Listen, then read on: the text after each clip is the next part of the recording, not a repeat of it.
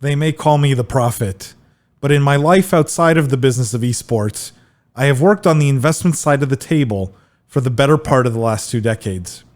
The single fastest growing area of gaming and esports is gambling. It's booming right now. You don't need to be a prophet like me to see that.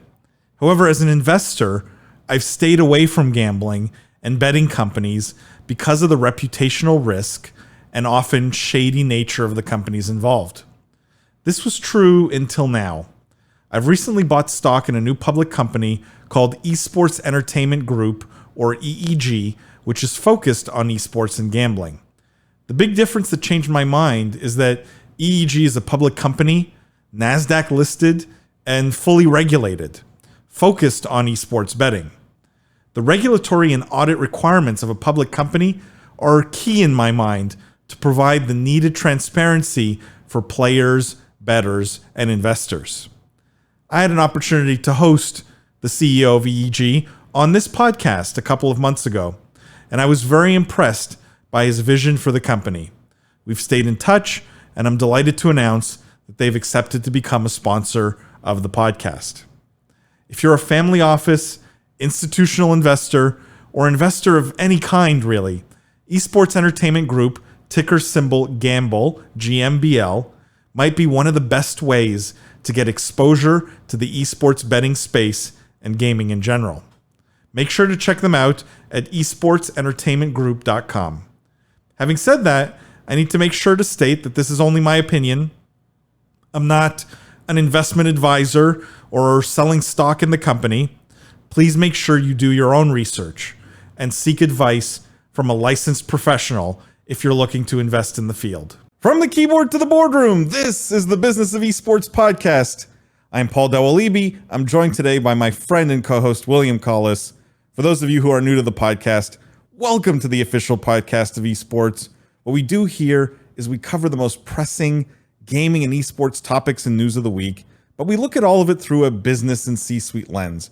We dissect, we analyze the business implications of everything happening in the industry. For our regular listeners, thank you guys for tuning in every week. Thank you for being fans of the podcast. Thank you for telling your friends about it. Thank you for buying the Book of Esports. If you haven't already, go do it. Amazon.com, Book of Esports. You have to do it. If you are new to the podcast, welcome. If it's your first time listening. William, we got so much to cover this week. We've got some really meaty topics. One in particular that's like near and dear to my heart. But how was your week? I think, let's be honest here, listeners. I think both Paul and I are exhausted, but we are so professional because we both had crazy. The show must go on, my friend, right? Yeah, the show must go on. But we are so professional. I'm going to guarantee you right now, you're going to have no idea how tired we are. No idea. Because we have, these topics are just like energizing. They're so good.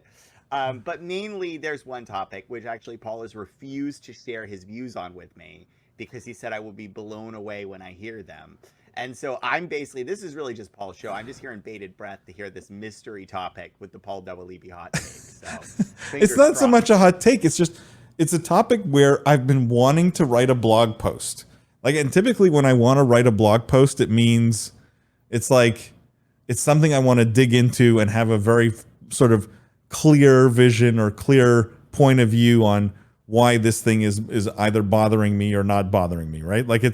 It's something that is just, it's like a thorn in your side, and usually you need to write a story about it. You want to kind of reason it out, right? You want to like by the act of writing liberates the mind or something. Yeah, it's super cool. But we do have. I'm not going to start with that one though. I want to ease into it. The full tease for the listeners. The full tease. Yeah. They're going to be like, well, now I have to listen to the whole podcast. I mean, normally I just play it for the intro and then turn it off. But You know what is weird, William, on that note, that I can never figure out is when you go into the stats, all of our stats are growing, right? The audience is growing. The number of people who subscribe to the podcast is growing. the number of minutes listened to is growing, right? Yeah. Like it's this rocket ship of a phenomenon that this podcast is.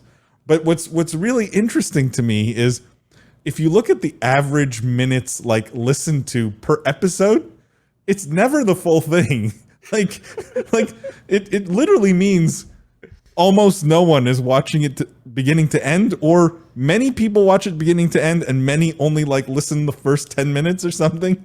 Like that. Wow. So like I can't figure out why do people just drop off at a certain point? Well, because obviously people stay for our banter up front and the witty chemistry. But as soon as we actually get into real esports issues, they're like, "No, I'm just this is the car talk of esports, and I'm just here for William and Paul." But as soon as it's actually about fixing my radiator, I have no. By the way, we do not deserve in any way to be compared to the car talk guys. So here's what this is me fighting back, right? You want the good stuff, you got to stay till the end, right? There's none of this dropping off after 43 minutes business. Okay, you're gonna stay till the end. You expect every listener to have like 65. You expect 100% 65 minutes listen. Yes. That's true. I do too. If you're listening and you leave early, it's like we're all upset. Like when the quality is this good, when there's so much excellence packed in such a period of time. It's insulting not to consume all of it. It is literally a knowledge buffet, and you are choosing not to feast. Yes. Unacceptable. So let's start with the easy stuff. Let's start with the fluffy stuff, right? And we're gonna say who are we? Who are our names?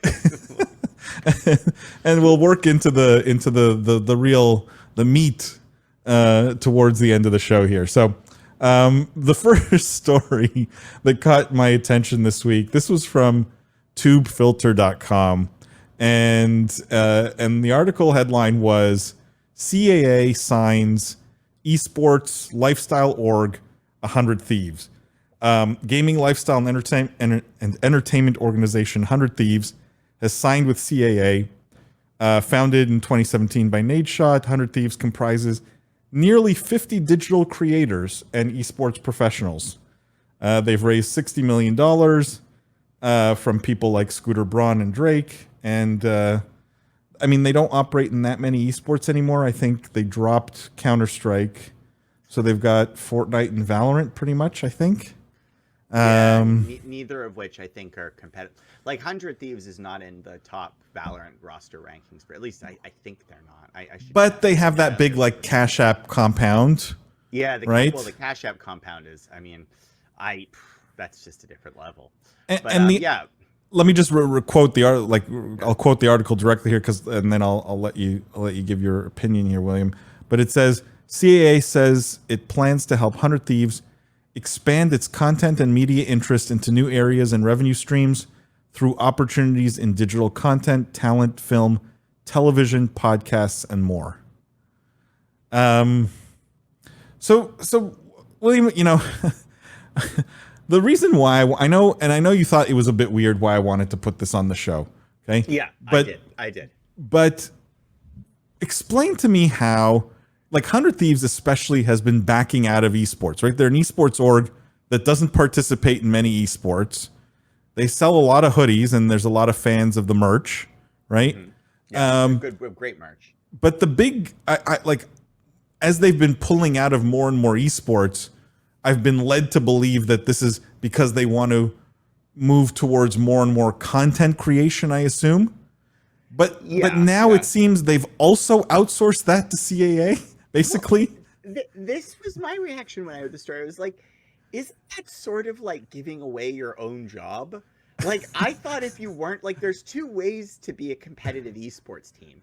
You can be all about, winning, right? The stats, the numbers, the player recruitment, the strategy, the trophies, right?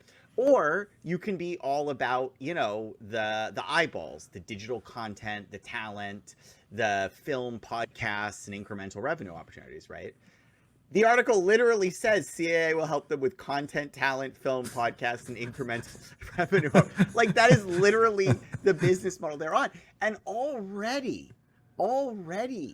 esports teams are somewhat at risk of just becoming talent agencies. If you look at what they do, many esports orgs skirt the line of literally just being talent. Like, they might just be better off on a talent agency business model. But that's fundamentally what 100 Thieves is, right? A talent agency.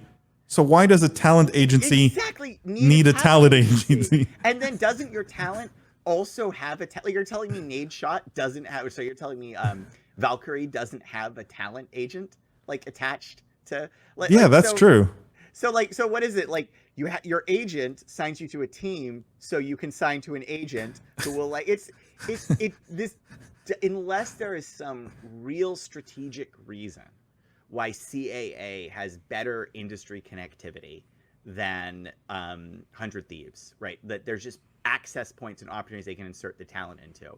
But if that's the case, I would say CAA should launch CAA Esports and have their own team and do it themselves. Yeah. You know what I mean? Like, it really doesn't add up to me unless, and I'm kind of calling this, my take on the story is maybe CAA will buy 100 Thieves. Like, maybe this is prep for a purchase or a sale or something. Because that's the only way I can see it make strategic. I don't think that's what's happening at all, but that's the only way it makes strategic sense, because the only reason why you would take this over is if you maybe planned on folding it in and this was an interim step. But it's weird. It is weird. Like, you're giving up 10 to 20%, I assume, probably closer to 20, of all your revenue generated by these creators, right, to a talent agency for functions that, as 100 Thieves, you technically should be filling those functions, right? Like talent agencies get you what? They get you endorsement deals, right? Yeah. Sponsorship. That's why you join a team. That's why you join an org. You join a team. Yeah. Well, that's not true. You join a team for many reasons. For example, you might join a team to win championships. But on the model 100 Thieves is on, that is not why you join 100 Thieves. I don't think there are any players out there, oh, good, 100 Thieves, the most competitive org. I know they're going to field the roster that always wins. Like, I'll be honest, and this isn't a criticism, it's nothing bad, but they're not a brand like TSM, right? They're not that winner take all, cutthroat. Like, who's a great basketball team? LA Lakers? Are they the ones who always win? Yeah. Like, it's not like, or Yankees or Red Sox. Like, they're not that reputation. They are more of this talent agency concept. It's weird. This is Nade Shot innovation at its finest. Here's my hot take. I truly believe 100 Thieves is trying to be an org that's not an org. This is very, like, abstract. It's the ghost org, right? So they're an org that participates in no esports, signs no talent, produces no merch, right? The next announcement is they'll outsource all the merch production to Ralph Lauren or something. Yeah, that's right. Right? Partnered with Ralph Lauren. Right? It's a virtual org that serves only to funnel rappers' cash into other people's pockets. Legitimately, actually, Paul, if that's their business model, that's very clever. Because first of all, everybody loves asset-light business models. That's ultra asset-light. This is asset-light. That's asset-light. And then two is these branded-only plays are very, very attractive. They're effectively riskless skims. So that's it. If that's where they're going, I'm all supportive.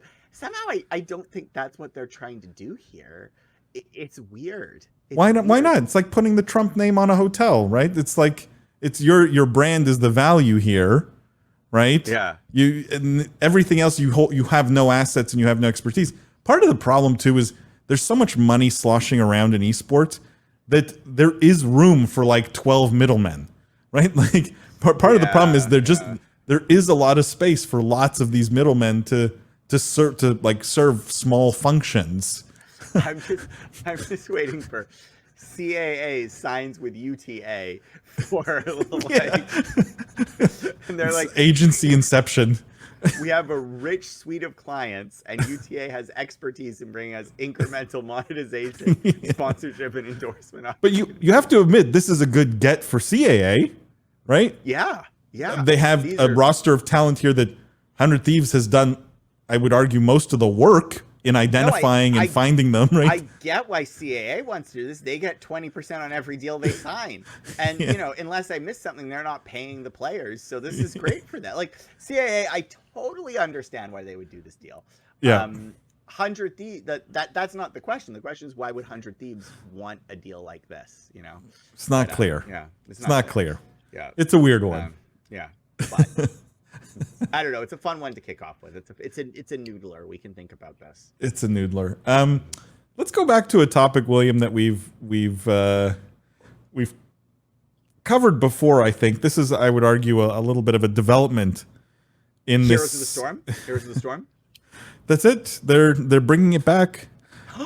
Bobby Kotick stepped down as CEO. They brought back all the old Blizzard folks. We're getting Diablo 4, Heroes of the Storm League. God. Oh my God! And they're bringing back the point-and-click Thrall adventure. We've all wanted that point-and-click Thrall adventure. In fact, they bought the Sierra Games brand and are renovating that studio. It's happening. They admitted all their faults. Yep. They called up the guys behind Betrayal of Krondor. They were like, Remedy Feist, we're relicensing the IP. Like, wow, that's a blast from the past. Betrayal of Krondor. That was deep. I even got the author's name. That is deep. That's some PC gaming, like, deep knowledge. Right up there. It's a great game. It's a great game, guys. It's a great game. You didn't play Betrayal at Krondor. I don't even know. It is a great game. Not to be confused with Betrayal at Antara, which is not a great game. Good memories of playing that with my dad, actually, on the PC. Okay, we're actually... I miss that, though. I miss that PC gaming experience of, like, my dad, my brother, and I all around one PC. Like, where did that experience go? Well, I mean... not for me, but meaning, like, for you and your kids, for example. Does that still exist? No, everyone's probably got their own iPad and, like, you know... You play a lot together, but, like, there is sort of the magic of, like, the LAN party that, like, I literally remember packing a computer to go to my friend's house to play Age of Empires together. And it was, like, dope. We were just, like, so pumped. We were just like, oh my God. And we would, like, get all set up and we'd get, like, popcorn and we'd be like, let's do it. It was legendary. No. And, like, yeah, it's, you know, in some sense, because the technology is so good now, like, you have lost that sort of, like, the artificial, like, suffering of, like, read me your 108.123. Like, there was a whole, like, culture that, yeah, we have, like, Paul, you and I can still do a LAN party. I'll come by. I'll bring. You know, my parents were really smart. They were really clever, right? They made sure that I always had the best gear and we always had, like, the fastest network at home, so that all the kids would come to my house. I wouldn't have to ever leave the house, right? They could always keep an eye. So it was like, if I was like, Dad, I want to water cool my PC, it was like, yeah, cool, let's do it, right? Because then they knew all the kids would come to my house instead of me, That's pretty cool. you know, going to other people's house. Even if it meant him, like, buying a water pump from a garden store and a radiator from an automotive shop. So just for everyone listening, this is top tier parenting tips. Always water cool your child's PC so that the gaming parties are at your house. At your house, that's it. So you're not... Paul, that should be the next book, not the book of esports. It should be parenting tips by gamers. That's it. Although it's less cool, like, everyone's got good internet these days and good Wi-Fi. I feel like it's definitely not as stratified as it was when we were growing up, right? Like, if you had an Ethernet network of any kind in your house and wired up, like, this was major, at least when I was young. Yeah, it was crazy. So can I ask you a question though? Can we take a total, like, should we actually do news stories, or can we take a total tangent here for 10 we should do news stories, but what's the tangent? We can do the occasional tangent. The tangent is, there's all these services now that are like bandwidth optimization services. Like, yes, you know, my MSI, you know, laptop came with something called Killer Control Center. Yeah. That, like, optimizes your, like, do those things do anything at all? Like, no. Serious question. No. Like, no. Like, is it like those old things that they used to pack in, like, virtual RAM virtually doubles your RAM memory? Like, I mean, I never believed in those things. I don't think they work. I never bother. I'm just curious because I wonder if that was why I was losing at Call of Duty all the time. Is maybe I didn't have these tools turned on, but it's just I just don't like the overhead. I don't like the overhead of any piece of software running The only thing you should be running while playing a video game is this podcast on repeat because it is That's that it. good. That's it. Okay. Just All right. Next topic. this was from GameSpot.com, not to be confused with GameStop, who haven't received their Microsoft Surface tablets yet, so I don't know if they're up and running.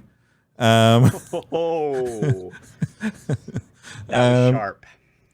But this is from GameSpot, and the headline was EA is being sued in Canada over loot boxes. The class action lawsuit over loot boxes in EA's sports games is similar to an ongoing suit in California. So the article goes on to say a class action lawsuit has been brought against EA Games in Canada, with the plaintiffs essentially arguing that the games giant is profiting off an illegal gambling business by selling randomized loot boxes for cash.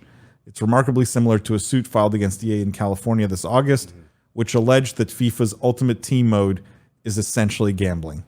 So we're seeing again some of the resurgence of these loot box lawsuits and pushback.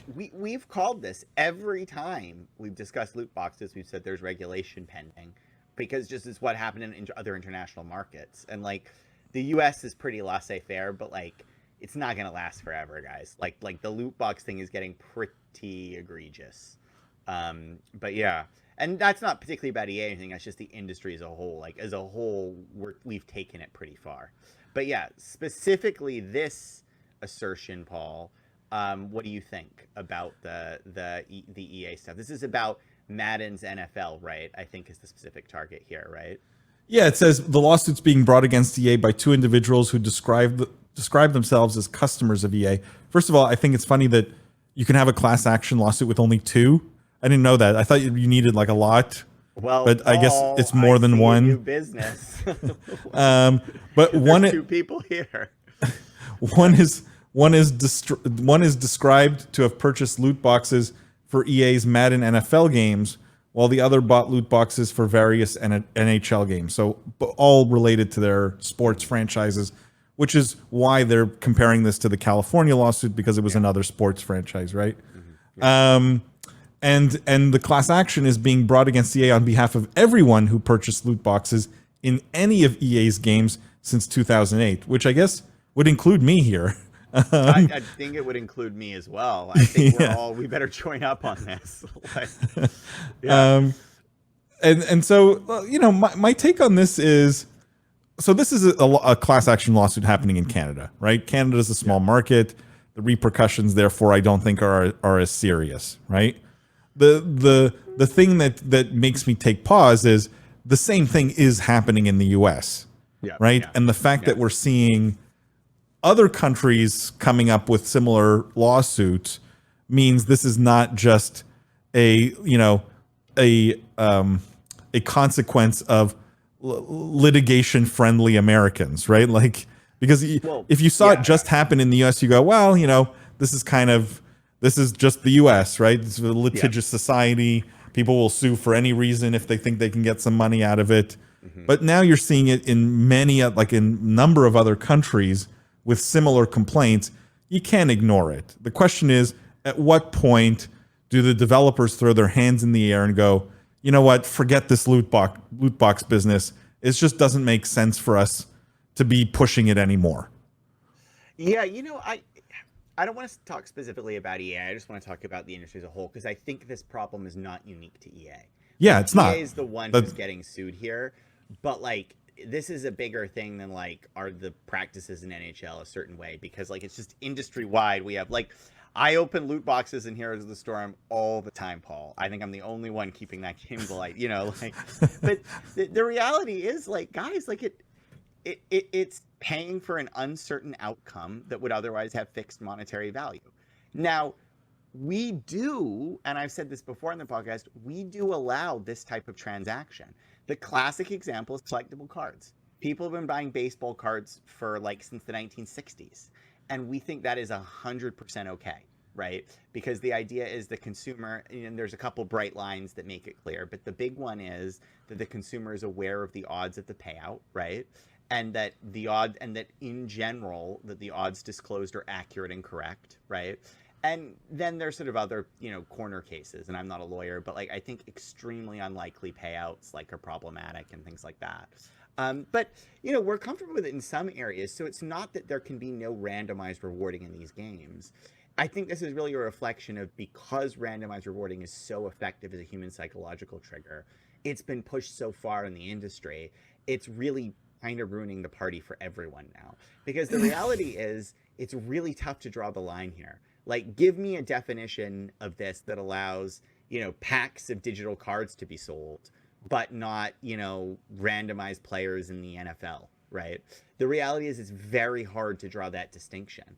And so I actually think this is a real risk factor for many business models, particularly because I don't think we approach regulation for gaming in the United States and in many countries with sophistication, right?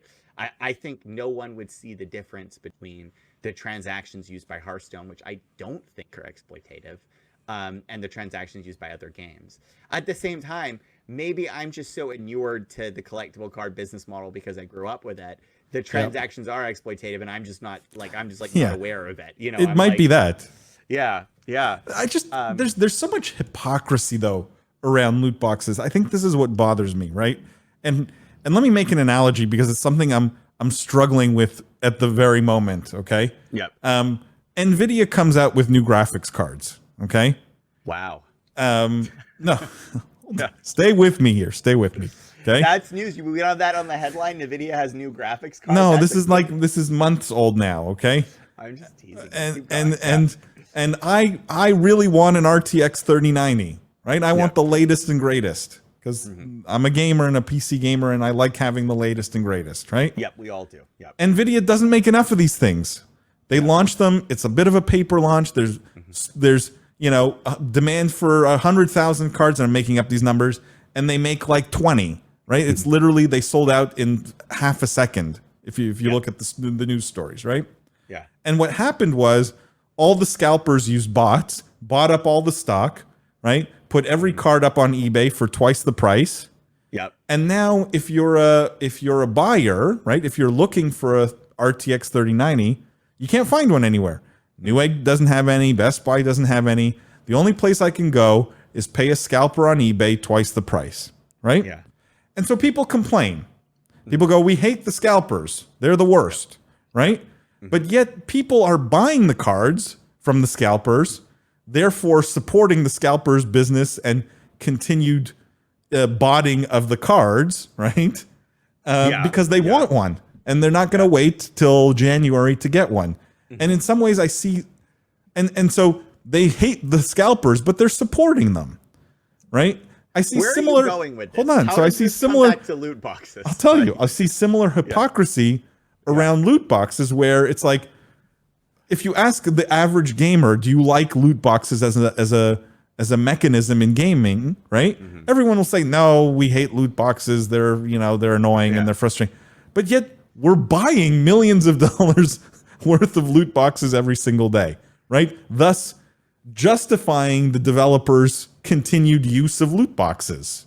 But Paul, that is such fallacious logic. No, hold on. Because if we truly believed that loot boxes were bad, gamers would band together and say, okay, we're never buying another loot box again. We're going to really stick it to the developers, right? And you would see change overnight. The same way if everyone agreed we're not buying any scalped cards, the scalpers go out of business, right? And maybe you can get one at a normal price. Okay, that logic is so bad. I'm sorry. Let me take it to the extreme. That's like I don't know, take a gun and I point it at your head. Okay. And I say like, okay, Paul, now pay me $50 and I won't shoot you. And then you pay me $50 and I'm like, well, everybody says they hate me pointing guns at their head, but at the end of the day, they all pay. Like the reality is there's no, like just because the market clears, like just because a transaction takes place, doesn't mean it was the optimal transaction. And the reality is there's no other way to get these goods. Like in my gun example, which is a little violent and I apologize, but like in the gun example, I should probably use something like I'll hit you with a pillow. I don't know. Yeah. But in that example, let's call it the pillow example now. So it's a little more palatable. In the pillow example, right? Like you give me no choice. Yeah. I give you no choice. It's the same thing there. If you want a graphics card, there's no other way to get it other than through the scalpers right now. That does not mean the best way to get this graphics card to clear this market was allowing for scalping. And it's the same thing here. And in fact, it's doubly different with things like loot boxes. The loot box example is even worse because this is known, like randomized outcomes are known to be exploitative to people because it's just human psychology. You get addicted to it. It's like superstitious learning or whatever. So it's even worse in that example because you are using a known outcome that leads to exploitative behaviors on the part of consumers, right? You're using the market clearing with that mechanism. So I dispute that whole thing. So you're telling me this doesn't meet the definition of hypocrisy, where we sue for loot boxes, right? Yeah. Class action lawsuits, gamers hate them, right? We're all revolting against loot boxes, but then Genshin Impact comes out and we spend $100 million in 2 weeks on basically Paul, loot boxes. You gotta bring Genshin Impact into this. I just knew it. It's the most egregious form of loot boxes type of, You were gonna take advantage of my anime-styled Zelda adventure. Like, I was waiting for it. I was like, when is he gonna rain on that parade? Well, like, no, but is that not the definition of hypocrisy? No. It would be the definition of hypocrisy if there were two ways to buy things in Genshin Impact, right? Direct fixed price sales and randomized outcomes. And everybody was going with the randomized outcomes. Fair. Even though there was a fairly priced direct price sale. It's because people like the game. And they are willing to spend to have an enhanced game experience. And unfortunately, this randomized outcome is forcing them to spend far more than they would otherwise at the outset of the transaction because of the sunk cost fallacy and the incremental and the marginal utility of each individual purchase, right? Because if it's like in the $1 transaction, each additional dollar carries the full potential value of the item, right? And every dollar you have previously spent is a sunk cost. You shouldn't factor it in anymore in your decision of if you want the item. I mean, that's not quite strong economical logic, but that's like pseudo economic logic, but it works to make my point. You see what I mean?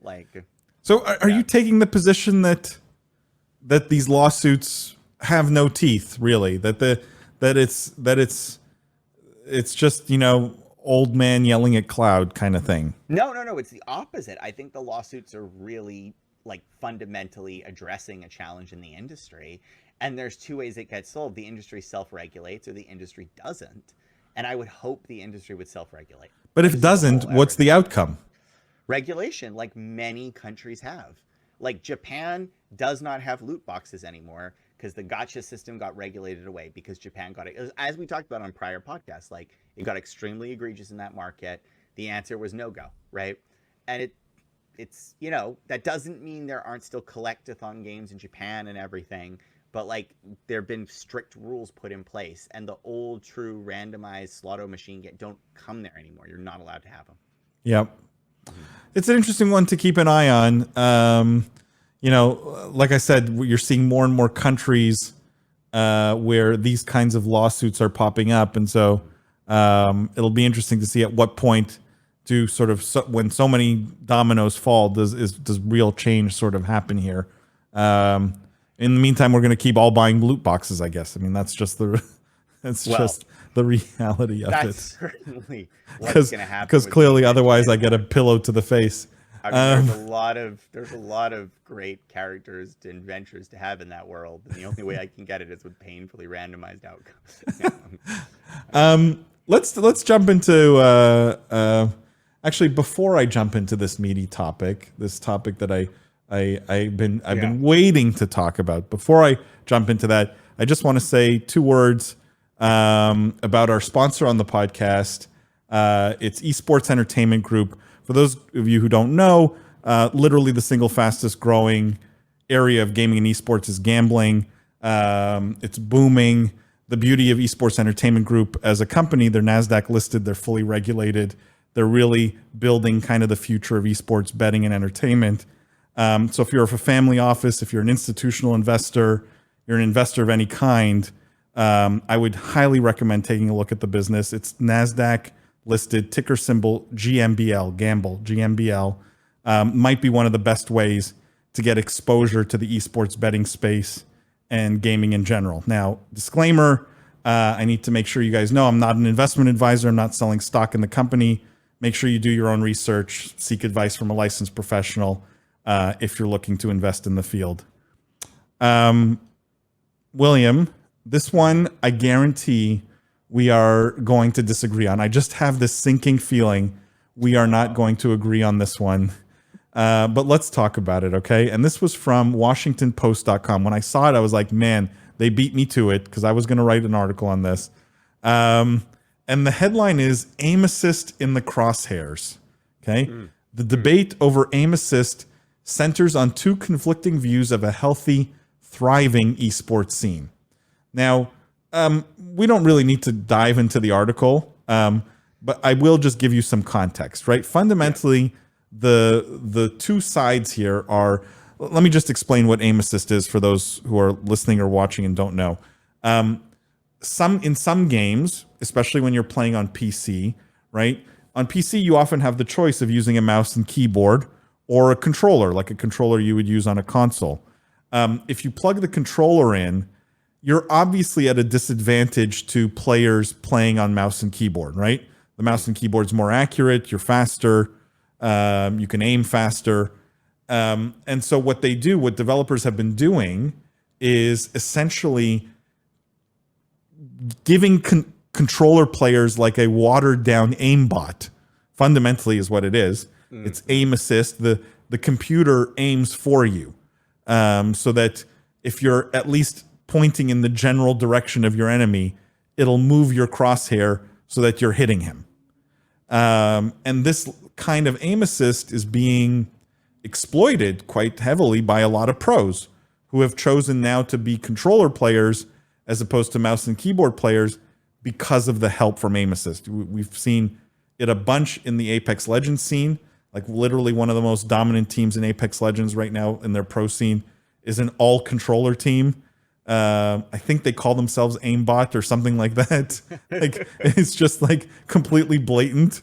But it brings up lots of questions of, is aim assist good for esports? Is it fair? Is it balanced? Right? Like the article goes into a lot of these kinds of questions. Like, why are we helping with people's aim? Right? And is this good or bad for esports? And I'm curious, William, your take on it. But I have very strong feelings about this, and I will go so far as to say I think this is probably the single most important issue in esports right now, and will have the most impact on the future of the entire industry. Go for it. Tell me your take first. You want my take? You really want me to go? Yeah, first? Go ahead. Well, I think there's just a fundamental problem here, which is like, it's really tough to play these games on a controller without aim assist. Like it's hard. If you're playing the way these games, because fundamentally this goes to the fact that these games are designed, like this is the platform paradox, right? Games are designed, the games have to work sort of equally well and be balanced across all platforms. And so they tend to design or be built around either the highest end or the lowest end platform in their ecosystem. And in this case, it's PC. The movement mechanics, the game, like the aiming mechanics, the environmental mechanics, the cover mechanics, all of those are based around being able to aim with a mouse, which is a fundamentally much better tool for aiming than a controller. It just is. I'm sorry, it's much better. And so as a result of that, when they take that same game to a console, the developer now faces two choices, right? They can either entirely retune and redesign the game for controller-based aiming by making hitboxes large. That sounds like a lot of work, right? Or they can help you aim a little bit to make up for the fact that you're using an inferior tool. And, people have gone that route, particularly with the advent of crossplay being so important to gaming today, and the fact that there has to be a way to have console players and PC players play, because it's an expectation in the market. So there's very good reasons why developers and publishers, I always conflate developers and publishers by this podcast, but why people who make games do this, right? Why developers do this. I think the challenge is, like when I was playing Halo back in the day, right? We all knew the right way to play was to aim above your target and let the auto aim rubber band you down onto their head. Like everybody knew that was how you play Halo 2, right? You aim the battle rifle a little bit above where you want, and you can feel the thing pull you down and get the perfect shot, right? But no one kind of like, it wasn't the same issue it was today because everybody had the same aim assist tools, right? So the level playing field was good because it was a console only release, right? And then the other thing was, I just think the level of investment and time and commitment to esports, and so the skill cap players were able to achieve, was just a little lower than it is today. And so the benefits of aim assist at a high level just didn't necessarily become as clear. But now we live in a different world where aim assist is more disruptive because of how people perform as players, and where I think paradoxically publishers need it more, right? And the result of that is I think you have a circle and a square that need to somehow fit together. And I tend to think the best way to do it, to be honest with you, is aim assist, because like it's aim assist. And maybe what you do is turn it off for pro level play. You say, hey, if you're playing on console, you know, like if you're in tournaments where mouse only input, you do something like that to level the playing field. Just like with running, there are running shoes that people know are too good and you can't use them. They set standards that, like, running doesn't mean professional running. You can't run in any shoe you want. They have to meet certain factors, right? We could do the same thing here. And I think that's how you solve this problem. Okay. That was my take. And I thought it was reasonable and measured. What was your take, Paul? Let me just use your analogy for a second, right? The running shoe. Like, it's not so much the running shoe. The better analogy is, like, imagine professional track and field, like professional running events, right? Mm-hmm. You have Usain Bolt, who's the fastest guy in the world, right? They put him in a lane and it's just normal rubber, the lane, right? And then there's a guy who's a little bit slower than him, hasn't practiced as much, right? Maybe he isn't as naturally fast or whatever. And he's in another lane, but because he's not naturally as fast or hasn't practiced as much running, right? The organizers of the running event say, well, let's make his lane a bit more springy, right? So he can maybe catch Usain Bolt, right? Yeah. If this was running, people would be like, no, this makes no sense. Like, you can't. This is a farce. This is a joke. You can't have a professional event where people are essentially being given advantages because they're slower, right? And to me, aim assist is no different. It seems to be accepted in gaming, even though in any other context it would be considered absolutely ludicrous. And the real risk, I think, like, to me, there's various levels of aim assist and contexts where it pops up, and there's various degrees of sort of how bad it is. And so let me give you the simplest example: Call of Duty, right? Call of Duty at the professional level. Call of Duty League starting this year, let's say, it's going to be played on PC, but it's controller only, right? You have to use a controller if you're going to play in Call of Duty League. And so everyone's has aim assist, right? As a viewer, even this simple case where everyone has aim assist, right? As a viewer of the esport, as a fan of the esport, I'm going, wait a second, I'm not watching the best in the world then, right? I'm watching a bunch of guys with springs in their shoes, right? And so it's like you're giving me a watered down esport, and I'm not sure why. Yes, it's fair because everyone has aim assist, but the purity of the esport, the purity of the competition is not there anymore. And so I think it's dangerous for that reason, right? At some point, enough viewership goes, wait a second, I'm not really watching the best Call of Duty players in the world here. I'm just not. I'm watching a bunch of guys who are being helped 25% by a computer that's aiming for them. And maybe it's fair because everyone has that 25%, but it's still not competition at the highest level. See, I have no problem with the game helping you play the game better. Like, to be very clear, because there are already like these mechanically, this has existed in games forever. Like, even most games, it's considered good game design, for example, to have catch-up mechanics in a game, which is if you're losing, there's a way it's slightly easier to come back. Yeah, they start drop more health or whatever. So ammo. I have no problem with the game helping you be better at the game. That's good game design. The challenge that I think we're having is just simply we're not willing to regulate equipment.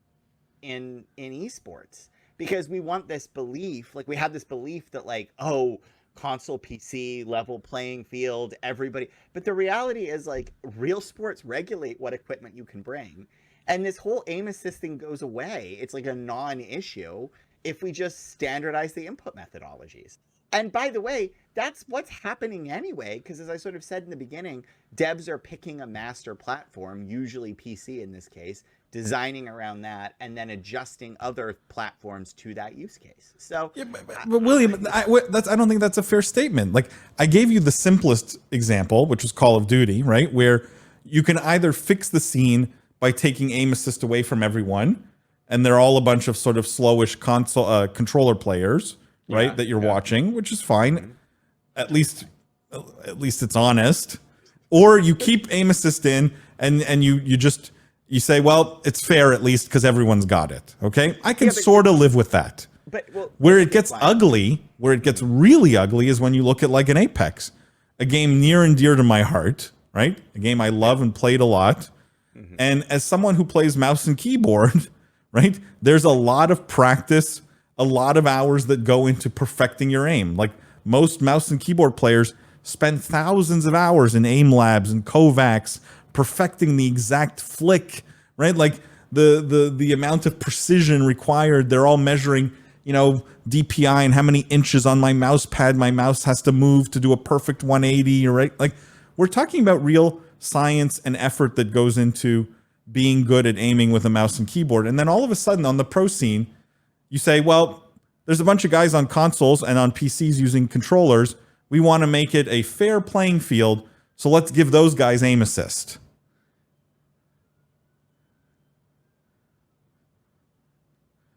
William, you're muted. Can you hear me now? Yeah. Oh dear, that was terrible. I don't know what happened. I must have bumped my mic. So the issue with what just the best podcast ever for. That's so bad. I feel like my audio. I'm sorry, listeners. Paul and I are working on my audio. We know that it's like we think we got it better this time, but you tell us anyway. But like no, because you're not saying. I want to point this out. You're not saying you're saying something stronger than give everybody aim assist. You're saying give everybody the same level of aim assist, right? Because otherwise, if some people get stronger aim assist and some people get weaker aim assist, that's still the world we're in today, basically, right? No, I'm saying give no one aim assist. Get rid of it. Yeah. It has no place in the pro scene. It's it's blatantly unfair, right? And a player who's choosing an inferior control method doesn't mean they get an advantage. They either learn to play on the tougher control method. It's like saying, I want to be an Olympic swimmer, but don't give me the 50-meter pool. Give me just the 25-meter pool, right? Because I don't want to learn how to swim the longer distance, Well, hold on. Let me finish my point. So, but on that, giving people different levels of aim. So it's aim assist is either all or nothing. And we're sort of saying the same thing. Because I'm either saying regulate it away by removing controllers or, right. But like basically, just to point out, you can't just give people different levels of aim assist across platform because you end up in the same place. And the reality is the level of aim assist you have to give console players or controller players would probably just be so strictly dominant on PC. It was insane, right? So, okay, but But you know what's happening, William? I'll tell you what's happening in Apex right now in the scene. Mm-hmm. And this is happening in other esports too, where you're having similar aim assist, cross-platform kind of challenges. The mouse and keyboard players are going, why am I killing myself, right? Like training thousands of hours to be good with mouse and keyboard. I'm going to plug a controller in. I'm going to press the W key and just hold down, my fire key on the controller and let the computer do all the aiming for me, right? And they're dominating. Apex Legends is being dominated by controller players on aim assist. But so stay with me here. But like one thing I would say is I don't want to privilege a platform, right? So the fact that aim assist is making people play more on console, like it's not like people should just play on PC and that's the right answer.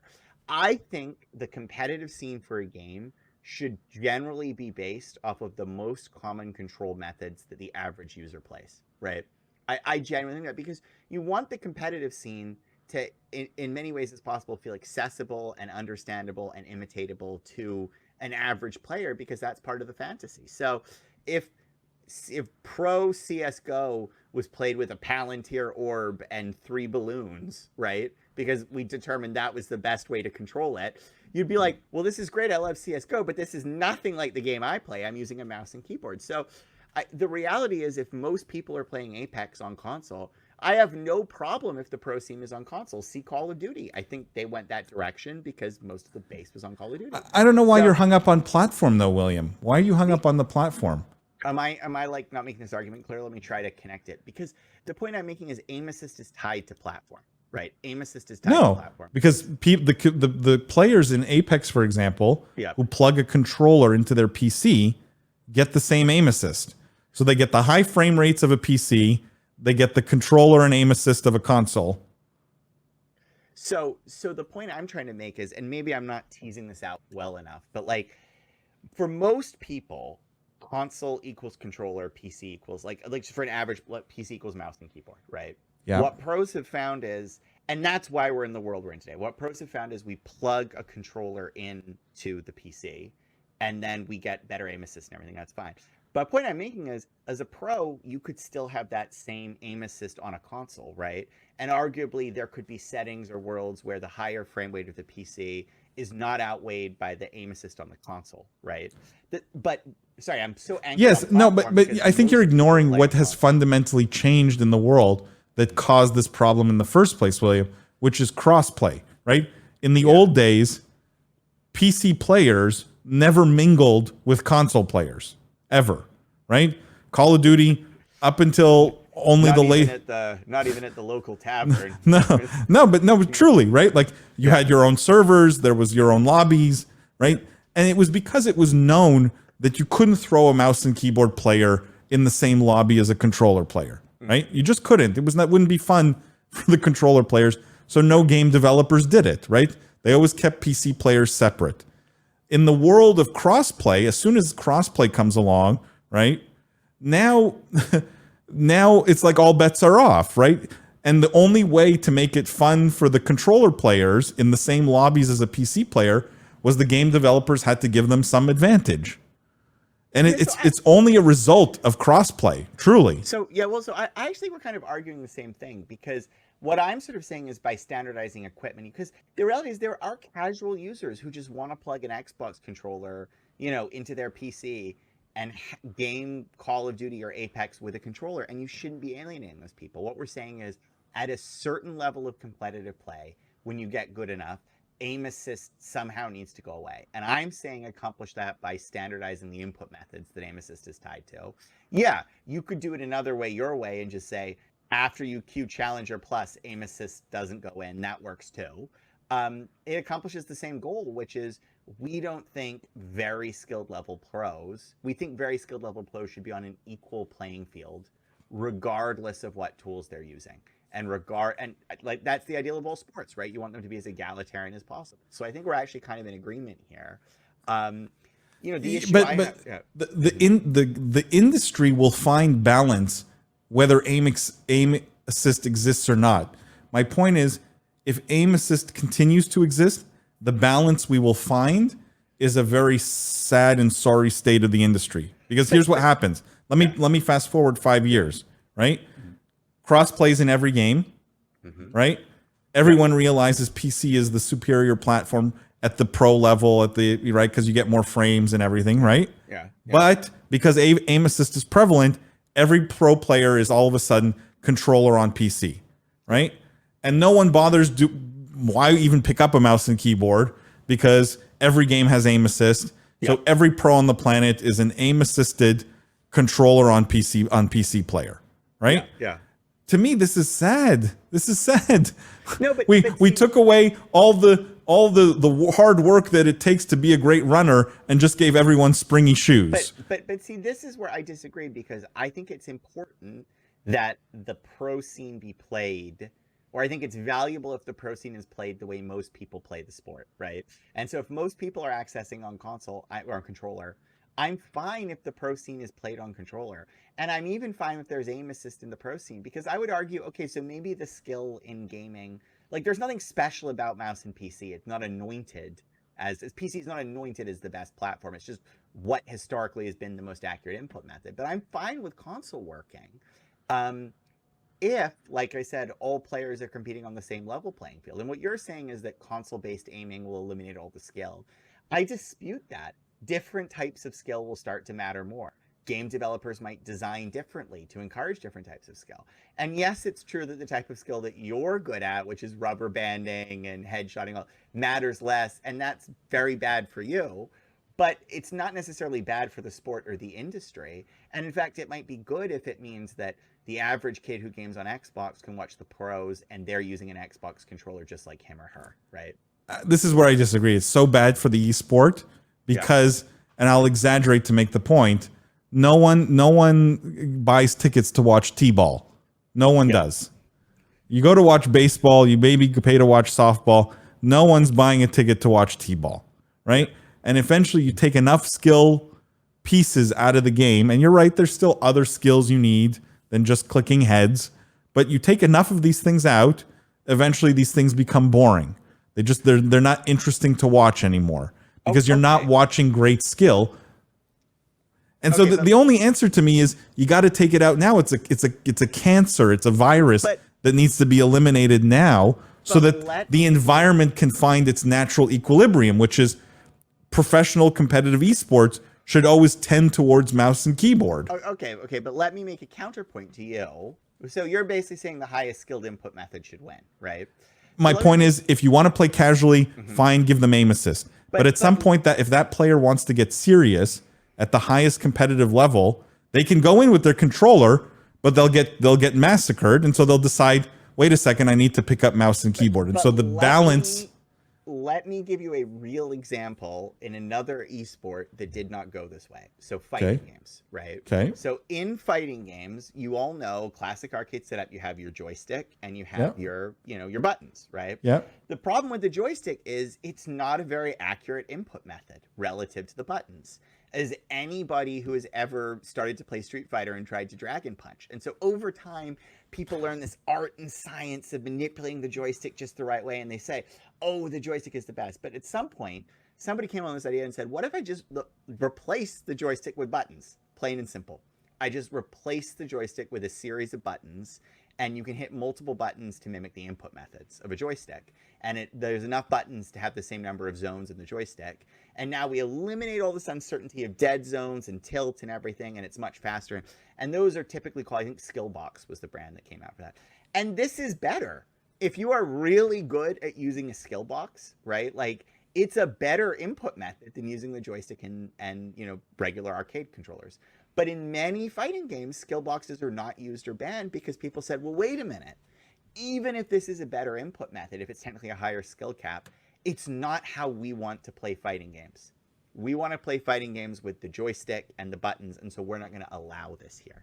And there are even more extreme examples of it with plinking or negative edging, which are things people do in fighting games, and controllers that make those things easier.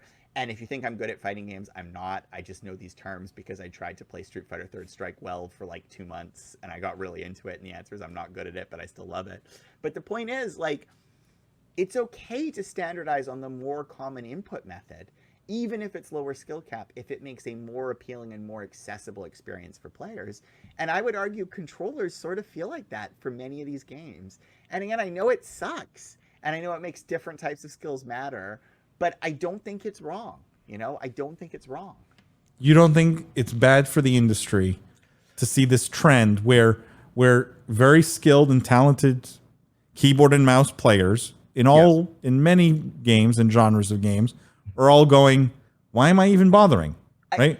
Why would I queue up in Call of Duty with a bunch of guys who are using controllers and I get my ass kicked because they just have to point in the general direction of me and the computer does all the work? So I'm not saying it's good. I wish that the aim assists were better tweaked so that things were not giving us it. But I am saying that I think premised in your world is that the mouse and keyboard is the way things should end up. That's your underlying assumption. And I'm saying at the pro level. But I'm saying not necessarily, because there is a trade-off between the skill required to play the game and the accessibility that the game has for people. And if the vast majority of people play the game on a controller, I'm okay with the pro scene being on a controller, provided that the pro scene is still sufficiently high skill to be enjoyable and reward devotion and time. See, where we disagree, William, is you think the point, the defining point should be the platform, right? Yes, and yeah, which and is for why I me, was so obsessed about for me, the consoles defining before, yeah. point should be the genre of game, right? You want to play a sports game? Controller's just fine, Yep. right? Yeah. And that can be played at the highest level on a controller. Keyboard and mouse gives you no advantage, right? It's a perfectly fine input method. So for sports games, controller all the way. For MOBAs, no one's going to be playing on controller, right? Like unless you add a ton of assist, which is I see this happening. Trust me, you lose enough mouse and keyboard players in other genres, eventually you get a world of controller players. You don't think League of Legends at some point is, kids playing on a controller and the computer's doing half the things for them? Actually, I think League might be pretty good with a controller. To be honest with you. No, it won't. But my point is, my point is the defining standard should be the genre of game, not the platform. Because then shooters, you say at the high level, it's mouse and keyboard.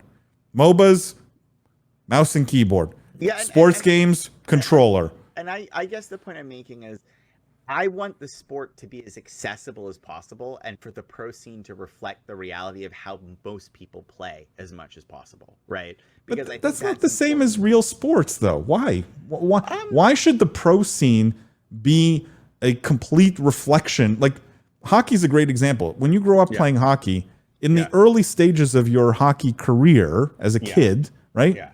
There's no hitting. Yep. Oh, really? Right? As a little kid. Yeah. What do you call it? Do you still call it hockey? Sorry, I'm just kidding. I'm just teasing. Right? Yeah. But there's a reason for that, right? Because it requires a skill set that a little kid doesn't possess and an awareness that a little kid doesn't possess, right? Yeah. You'd end up with a lot of injuries. And so it's only introduced a little bit later as you progress. And I feel like why would esports so many hockey jokes right now. Why would esports be any different? Like why can't we just admit that one scheme for this genre of game is superior, and if you want to compete at the highest level, you need to learn the skill sets. So like why does it need to be accessible at the highest level? Well, it's not accessible. I think it's important for players to feel like, for the average player to feel like the instruments and the core tools that they're using remain valid at the higher levels, right? I think it speaks to sports and your time investment and the treadmill people get on to rise in skill. It speaks to that fantasy. But look, I'm not saying skill doesn't matter, but I want to make the point the other way. So then, based on this premise, this genre-led premise, do you have a problem with the Call of Duty League being on console? Call of Duty League's not on console. Yeah, but let's say it goes on console, right? Let's say it does, which could be a likely thing to happen, I think. I have no issue with Call of Duty League being on console as long as they're playing with mouse and keyboard. Right? I don't care what the platform is. I don't care what's rendering the frames. Okay, sorry. I care about the input method because that's tied to the skill. Yeah. The platform has no bearing on skill. I'm conflating it. If Call of Duty said this season is played on Xboxes and controllers, or effectively mandating that controllers are the standard, would that bother you? And everyone gets aim assist? Yeah, everyone. It's just you're playing on the console version. Everyone has the same aim assist. Everyone's on controllers. And the reason for that is because 90% of our copies sold, which I'm totally making this up, I don't know if that's true, are on Xbox. So we want, this year, the pro scene's on Xbox. That offends me less because at least you can make the argument it's a level playing field, right? Yeah. Where I get really bothered is the Apex example where the pro scene is whatever you want, right? Yeah. and therefore the people who are being given an advantage on controller feel like cheaters. They're cheaters. They're just, it's legal cheating. Yeah. It's soft aim botting. You have it, like you said at the beginning. So then the answer, I think we had a good debate around this and we talked around the edges. I think the answer is, hopefully from my perspective, you see, I have the issue is I think any controllers will always have aim assist just because of how controllers work, right? Like for the average player, controller based shooters will have aim assist, right? So I do think we agree though that at higher levels you have to have a level playing field, and maybe the best way to do this is to look at either banning controllers or turning aim assist off, right? I think we get there in different ways though. I think you get there with this, by like one genre, one way mantra, right? Whereas I get there more about let's balance the skill and accessibility of the sport while ensuring the integrity of the sport. You know what I mean? Does that make sense? I don't know. It makes Or maybe sense. I'm giving myself way too much credit there. No, my view is this is going to get fixed, right? That enough gamers that this is the biggest issue in gaming and in esports since loot boxes, fundamentally, right? This is the biggest issue this industry has today. And I think there are fundamentally enough gamers who care about skill that they will never be okay with the kind of aim assist that is around today.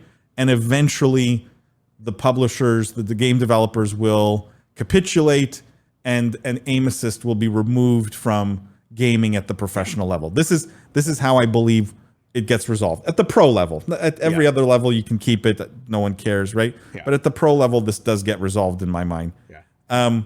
Where I think there's a little bit more complexity is I truly do believe this is the biggest threat to esports we've ever faced. And people are underestimating. Do you think this is serious skill erosion? That's what you think. It's at every level, not just at pro level. And it fundamentally makes look, I played the Call of Duty beta over the weekend. Yeah. 100% crossplay, right? Mm-hmm. But I'm a mouse and keyboard guy. Even if I know I have a huge advantage plugging in a controller, I'm going to stick to my mouse and keyboard. I couldn't compete.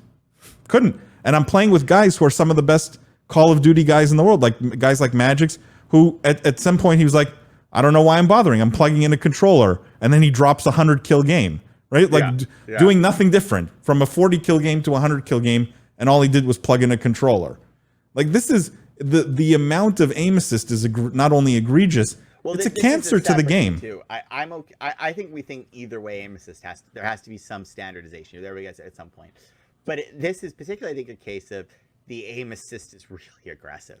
And probably what it is the aim assist is not dialing down for the skill of the players. Now, one really interesting solution that I have heard floated to address this, which I want to float to you, and then maybe we can leave it here because we had a long debate, is the idea of, how when you're configuring your controller, you're able to adjust the turn speed, right? Yep. Or the reticule movement speed. One idea I have heard that I think is a really interesting solution is tying the level of aim assist to the reticule speed you assign. So if you go to the max reticule speed 10, you have no aim assist. If you're at 1, the slowest reticule speed, you have a lot of aim assist, right? And the argument behind that is it's essentially an incentive to force players to gradually wean themselves off aim assist. Because at the lower levels, right, if you're playing on I'll go to Halo, and you're playing cursor speed 3, right? You're really bad. You don't know how to play shooters. So it's okay that there's a lot of aim assist. Even with a lot of aim assist, you can't turn around to save your life. You're not going to be a great player. Yeah. Once you get really good, if you're playing at 9 or 10, you need that for the high levels of play. You need to be able to snap peek around a corner and look. And at that point, naturally, we also expect you to be capable of the finer aiming motions that are required for shooting. So there are creative solutions like that I've heard battered around that I think get to what we want while still preserving what I think the developers want, which is they want the average 14-year-old girl or boy to buy Call of Duty, pick up the game, and be able to have fun shooting and not feel like they're spastically aiming around. You know what I mean? Yeah, I think those kinds of creative solutions are interesting. In practice, I don't know how effective they are. It's one of those things though where we tested it we tested it on the weekend. 1-on-1 facing each other, right? The mouse and keyboard player can't win a 1-on-1 gunfight with a controller player. Cannot. It's impossible. We didn't win it. We tried, right? It's just and so that fixes things if you're not facing the guy and the guy has to turn around real slow, right? But in a 1-on-1 sort of just facing each other gunfight, and the computer's putting their cursor right on your head every time, right? It's like exactly. I don't know. I highly recommend people watching some of the like totally egregious aim assist in Apex, where these guys literally are just pushing the key stick forward and holding the shoot button and letting the computer do all the work. Like, it's not even fun to watch anymore. It's not, because you know they're not aiming. Wow. Anyways. I don't know. This is a good one, though. I'm glad we had a robust debate about aim assist. It's got to go. It's got to go. We're going to come up with some catchy slogan. I don't know. Aim assist does have to go. On that note, we have to go. That's the last story for today. William, thank you as always for our regular listeners. Thank you for tuning in every week. Please leave those 5-star ratings and reviews. It helps other people find the podcast. Tell your friends. Make sure not to forget to attend our live streams every Wednesday evening at 8:30 p.m. Eastern time. They're a lot of fun. If you're a fan of the podcast, I think you'll love the live stream. It's in some ways even better because you get to interact directly with us. And people have great points. They do. Live streams, people have awesome points. That's another really good reason to come. Awesome points, awesome questions. Giveaways. There are giveaways on the live stream. There are giveaways on the live stream. It's just it's a party. Basically, the live stream's incredible. The live stream's incredible. That's the bottom line. No, the podcast is great too. All right. We're out. Make sure to buy William's book, The Book of Esports, the best, the greatest of all time book of esports. I would have added more adjectives there, but William's the humble type. And on that note, guys, we will see you next week.